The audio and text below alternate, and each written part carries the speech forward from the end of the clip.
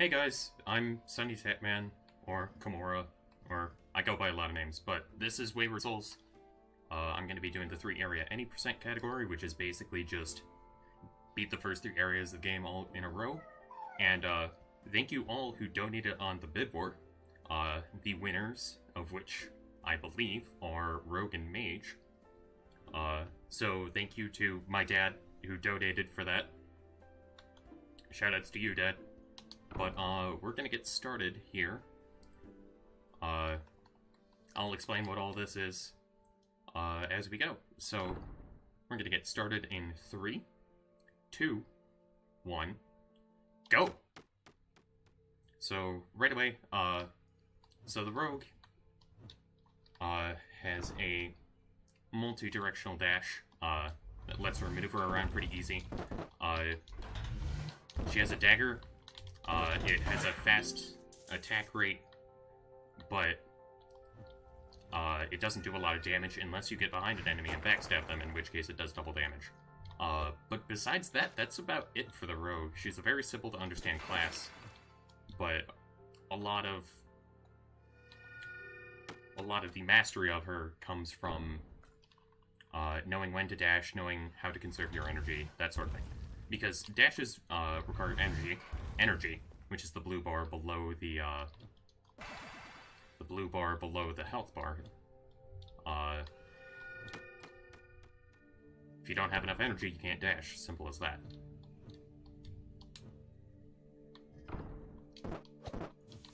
So, let me tell you a bit about this game. This game was released on Steam, came out of early access on Steam a little over a month ago. However, this game has existed since 2014 on mobile devices, which is how I originally started playing the game. But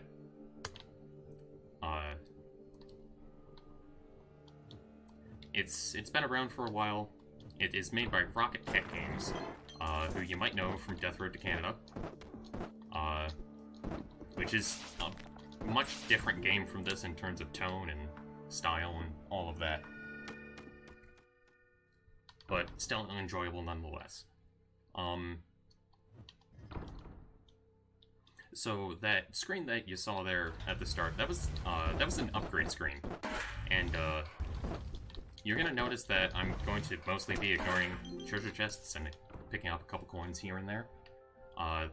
Those are what you use to buy upgrades. Upgrades will persist between runs, so if you upgrade your health is permanently upgraded. And it's not just health you can upgrade, you can also upgrade your likeliness, your likelihood of a crit, your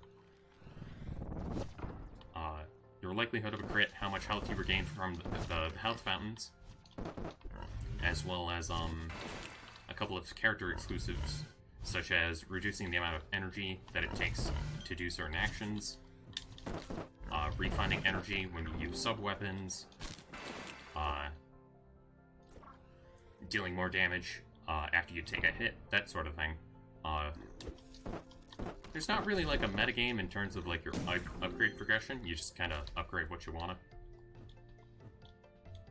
You upgrade who you like most. We're already getting to the end of the mines. This is the last floor here. There's a particular item that I'm looking for, and hopefully we get it. Out of one of these boxes here. Did not get it, unfortunately. The item I was looking for is a Shadow Twist Elixir. That makes you stealthed for a decent amount of time. I want to say it's like half a minute. And while you're stealthed, all of your attacks count as backstabs, even if you're attacking from the front. Which is extremely potent.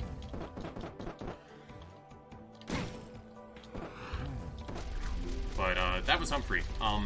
Thankfully Humphrey didn't do his really annoying attack. He has an attack where he jumps up in the air for a couple of seconds and then lands down. It takes up a lot of time. Not very fun to deal with, but we are out of there. And now it's time for the mage. So there's a reason the tower was the only section that I didn't like have a bid war on. And that's because Tower is extremely annoying with anyone except Mage, because we're going to be most likely seeing them soon. But those guys with the shields there, with any other character, you have to break the shield using a power attack. Except with the Mage, you can just attack right through it and deal damage. Otherwise, it's really annoying to deal with them, so... yeah. I want to bring up that, a very good skill to have in this game is knowing what enemy to prioritize. In any given room, there's going to be enemies that are more dangerous than the others. So knowing what order to take things out in is very important. Except for slime floors, because every enemy in slime rooms are dangerous because they hate me. Just kill everything in slime rooms. Alright, what do we got?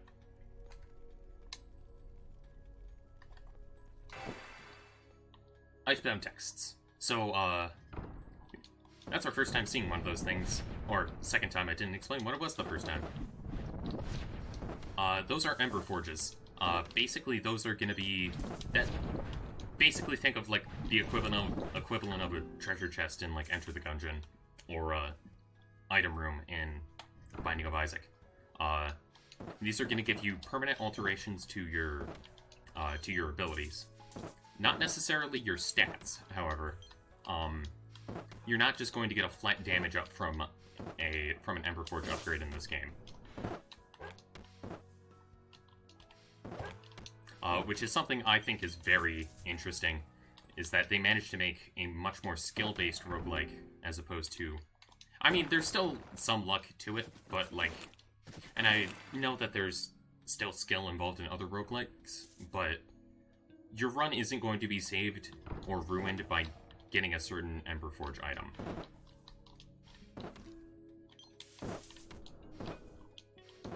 It comes down to how you play and how skilled you are. Alright, so we're moving on.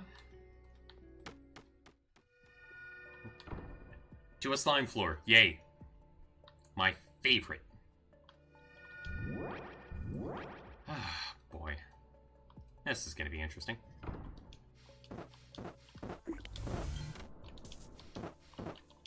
So, one thing that's very important in slime floors is anything that is, sub-items with pushback. So, what I mean by that is sub-items that will, change the position of an enemy and therefore stop them from channeling their attacks. The thing is that, not every sub-weapon has this effect. Also, I haven't even mentioned it yet, Mage does have sub-weapons, unlike the Rogue. Her first sub-weapon is the Wind Gust. It will push enemies away, erase projectiles, and deal a small amount of damage. By default, the other one is a Flamethrower, that hits enemies, that hits in a cone, and will deal damage over time to any enemy it hits. But we got the Icebound Texts instead, which clumps enemies together and stuns them. Sub-weapons will either have an ammo count of 9 or 6, depending on the sub-weapon. There's one case where the ammo count is 11, but that's the outlier. It's the exception rather than the rule. And overall, we got through that pretty easily, which I'm a little surprised by. But we're gonna go back. Never mind. I was gonna go back for the healing fountain, but I didn't activate the warp for it, so never mind. Also, even healing, fun tidbit, recovering HP used to be much different in this game. So, in the original mobile version of this game, health fountains weren't a thing. Rather, you regained health by going down to the next floor of a dungeon, which made the game extremely hard. Because besides that, the only other way to recover health is the dedicated health potions, which you don't get a lot of. So, if you see one of those statues that's, like, ominously glowing, that's a trap. They will shoot out straight in front of them. However, if you're thrifty, I guess is the term I'll use, you can,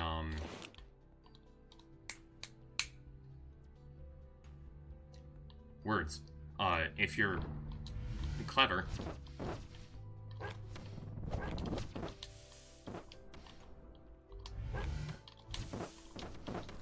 okay, that red thief guy, extremely dangerous.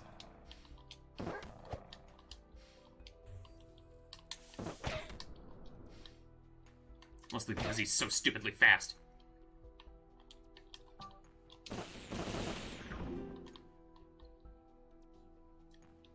Should have used that as the second I saw him.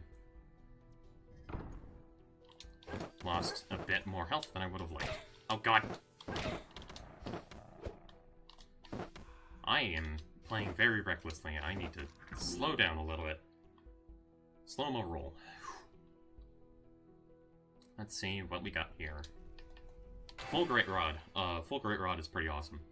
It replaces the piercing charge attack with a three-way shot, which in some ways is worse, but also gives you access to what is basically just a shotgun attack, which is awesome.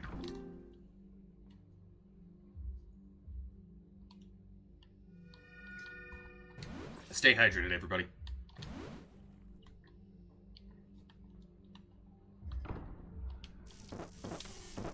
So in these floors, none of the enemies are...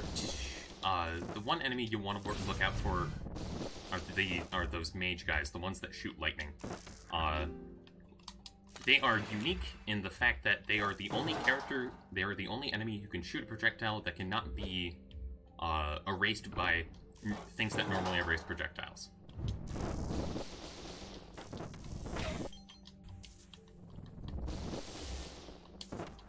Something to note is that,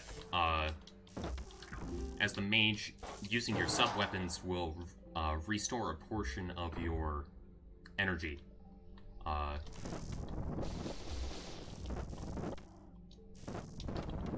So if you've got your back to the wall, and you happen to have some spare energy, spare sub-weapon charges, go ahead and use them. They'll help you out.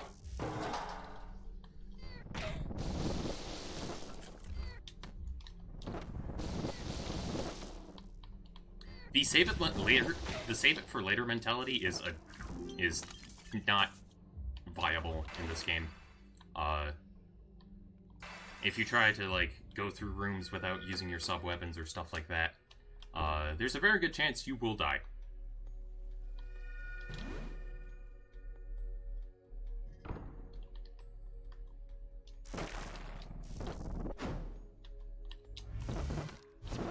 Don't try to save things for later, it's not worth it.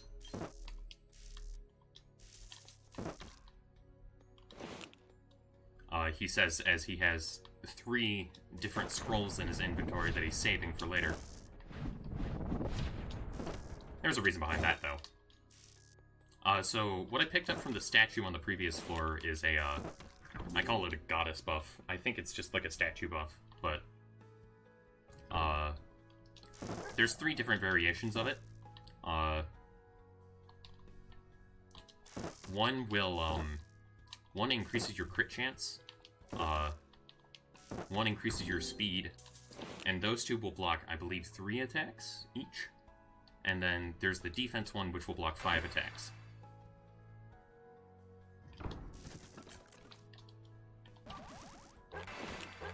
This is actually perfect.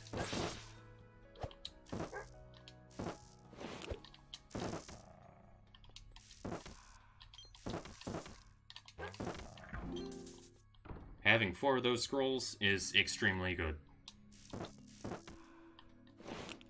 And I'll show you why later. In just a little bit, in fact.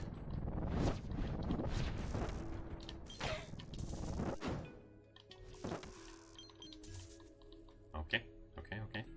Come on. No running. Or else you will die. Alright, last floor of the tower, and how nice, they just gave us a free floor.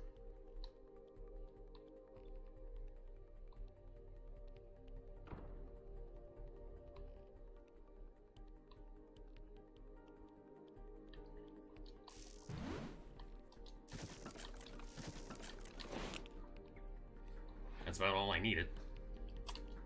Alright, so this is Amaranth.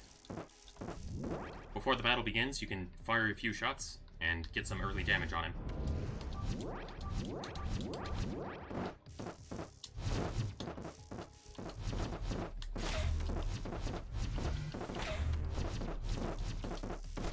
And there we go. Scrolls that summon familiars are very good in this game.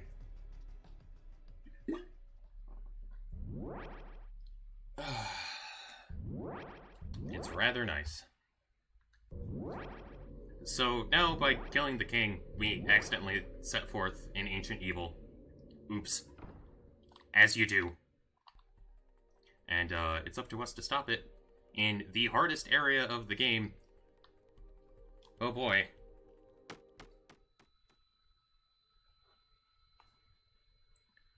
This is the catacombs.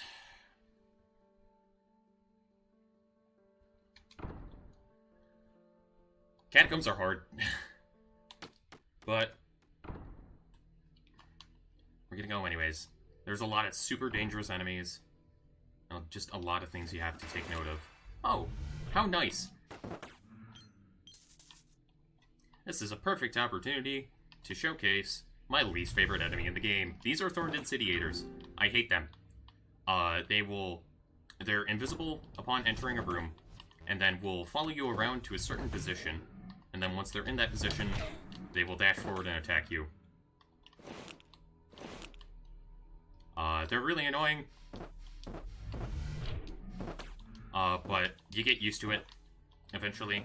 It's especially easy if you use audio cues like I do.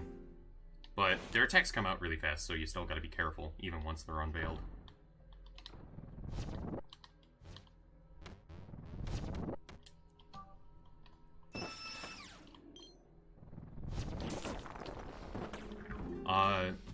Enemy priorities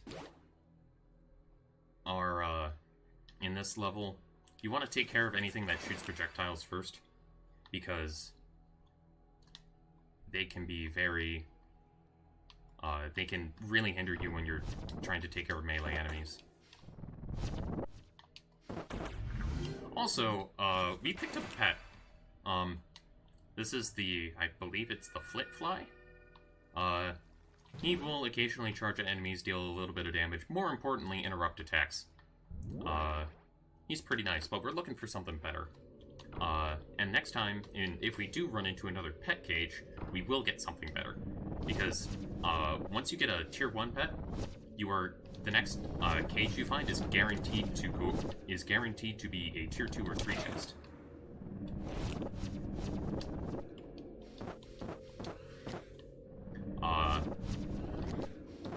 And some of the pets in this game are really helpful. They can increase the amount that you heal, increase your movement speed, increase the rate at which your energy regenerates.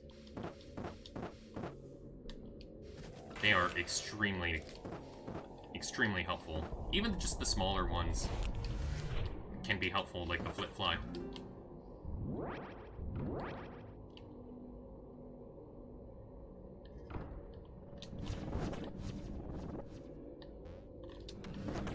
So after anything that shoots projectiles... Okay, I should rephrase. What I go for first in the room is I will try to... In Catacombs is I will go for things that shoot projectiles, and then...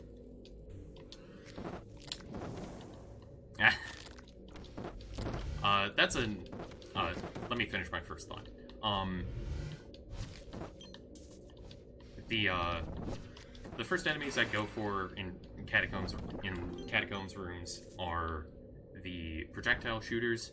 After and any thorned incendiaries that come up, I will also attack them.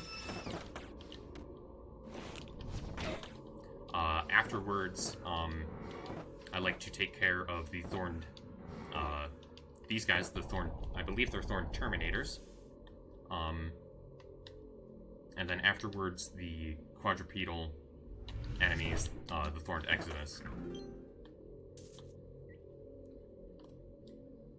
So you might have seen something kind of funny with the spiders there. I'm hoping to show it off a bit better if we get a spider floor later on. But that's actually a really funny thing that I cannot wait to talk about. Okay. I know there's not much of a community for this game, but I'm here with a hot take anyways. Staff of Bazaar sucks. It is, honestly, I think it might be Abby's worst staff. So, the thing about the Staff of Bazaar is that it lets you fire faster. However, it doesn't really. Basically what it does is it decreases the amount of energy it costs for you to use your attacks. However, this comes at the downside of reducing the amount of damage each attack does. Ow.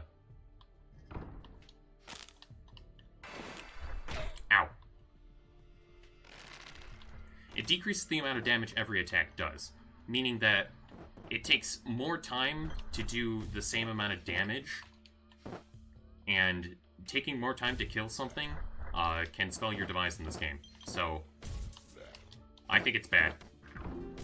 But,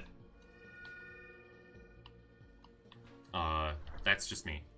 I saw a question of which characters I got my PB with. That would be, in order of usage,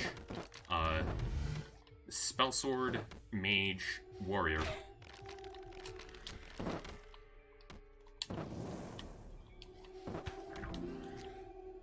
For zombie floors, you want to take care of those wraiths first. They can summon more enemies, which is never fun.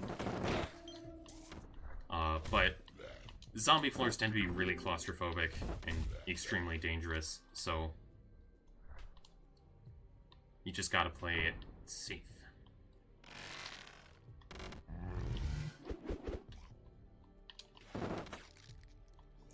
Another thing you can do to make your life easier is kind of kite around enemies, and then get them in the same area for a scroll attack. It's pretty awesome. Helps you deal with large groups of enemies easier, especially as Mage, because Mage has a bit of an issue dealing with very large groups of enemies.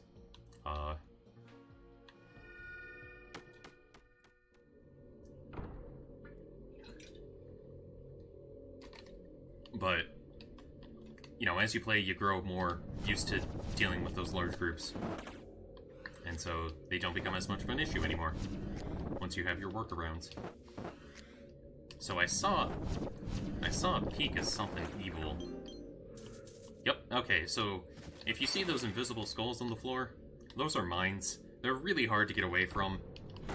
So if you activate one, I recommend trying to, like, erase the explosion somehow. Most characters have a way of erasing projectiles, and if you don't, then you usually have a dash, which lets you dash out of the way of the explosion.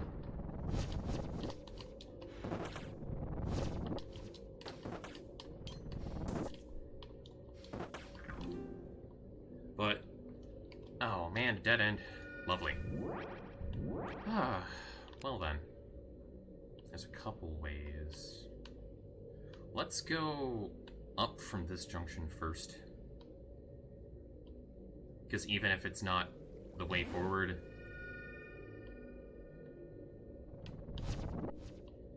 it'll have the health fountain. There could be the health fountain. You don't want to get trapped in a corner.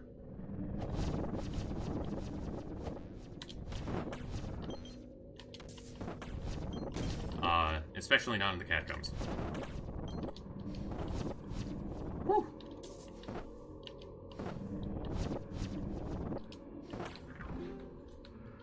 That wasn't the best situation, but we made it work. I was right in going this way. Now, I do skip the Ember Forge, but that shouldn't be too big a deal. Floor 5 is another floor with an Ember Forge on it. We have not gotten any Ember Forges, I just realized.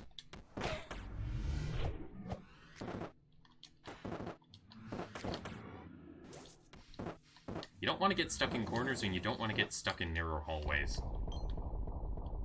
Both are equally bad.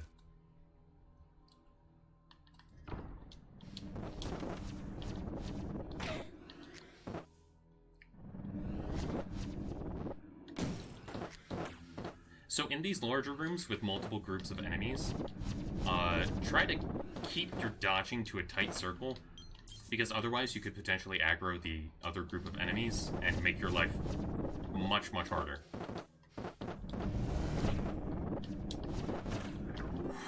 Ooh.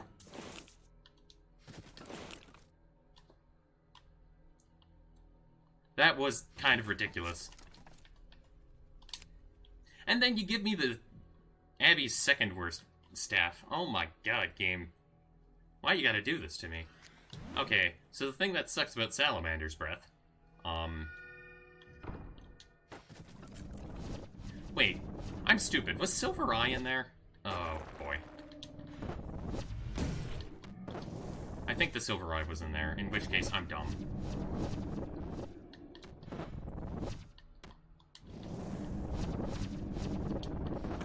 And I will go back for that. Oh.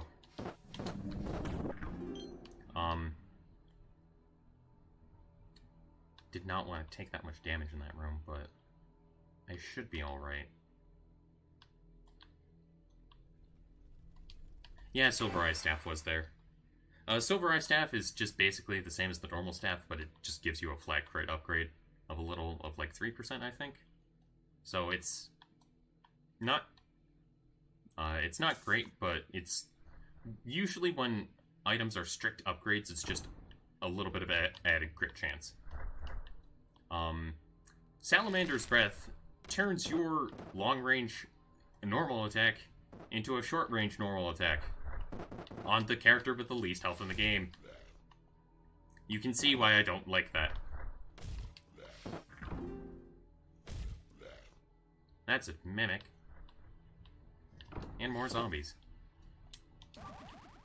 Okay, we'll go Time Dust.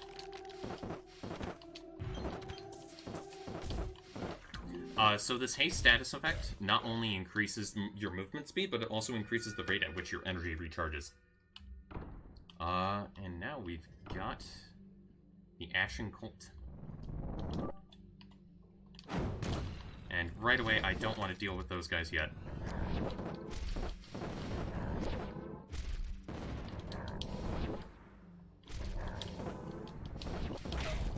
So something pretty good to know is that anything that erases projectiles will erase those explosions, the explosion circles on the floor, preventing them from ever coming out.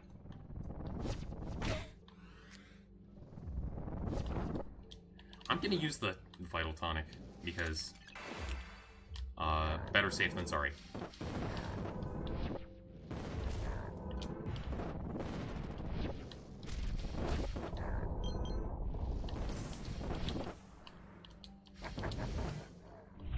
So those the blue demons will create an explosion at your feet. The red demons will dash at you.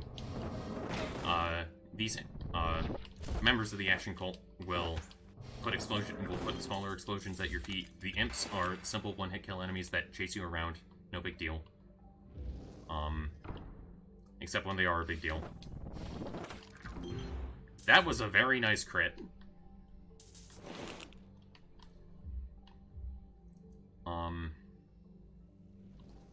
And then the skeletons can only throw in cardinal directions. So as long as you stay diagonal to them, they will not be able to hit you whatsoever.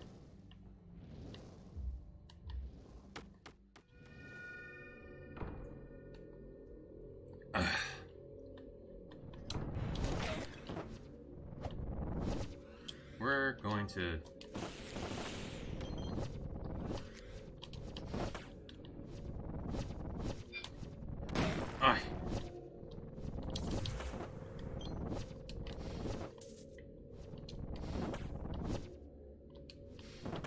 Alright.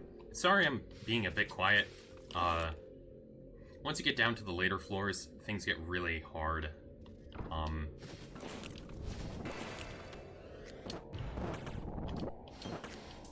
But luckily, that room was not too bad. I want to bring up a little bit of a personal story I have with this game. So, back in 2016, I wrote a review on this game for my school newspaper, for the website of my school newspaper. That review is still up to this day on the website. You can read it if you want. But, that review ended up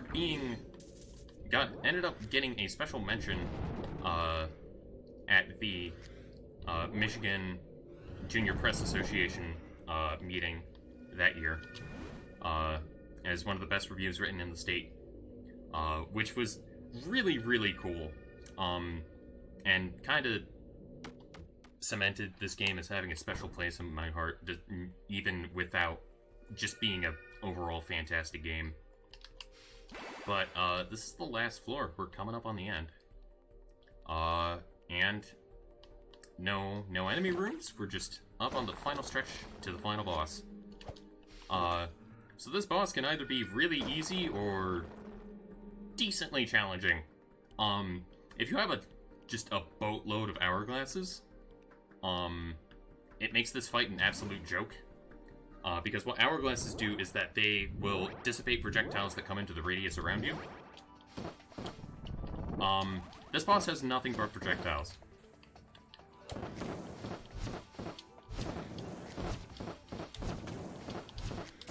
So if you've got a few hourglasses, this fight is free. But even without it, the fight is still pretty free. We're coming up on time, as soon as I hit the staircase. So, that is gonna be, coming up soon. Time! So that was Wayward Souls. I want to give a couple of special thank yous. I want to say thank you to my high school journalism teacher, Miss Edwards, for, you know, being such a good source of inspiration for me and my passion, and I probably wouldn't be here without her helping me out and her encouraging words. And I also want to thank the Stella Glow speedrunning Discord, because they're kind of what inspired me to put myself out there and do more speedruns. I also want to shout out my friends in a bit of a more non-direct shout out. I want to say, gave that boss the vintage strike. If you know it, you know it. And then I want to thank Skip and everybody else who helped put this together. I'm really glad I got to be able to close out this marathon. It is an absolute honor, and I am very thankful to everybody who showed up and watched the run. And I think that's it for me.